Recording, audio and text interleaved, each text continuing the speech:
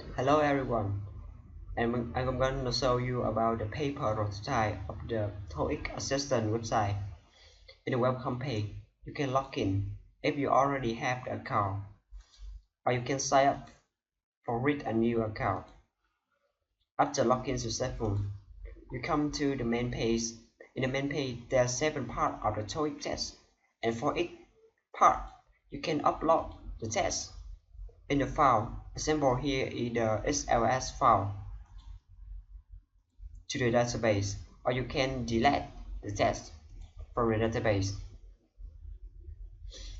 In the practice mode, you can start a, a test about each part, and for each part, there are a multiple choice of the TOEIC test. It's similar to the TOEIC test you do in school for certificates.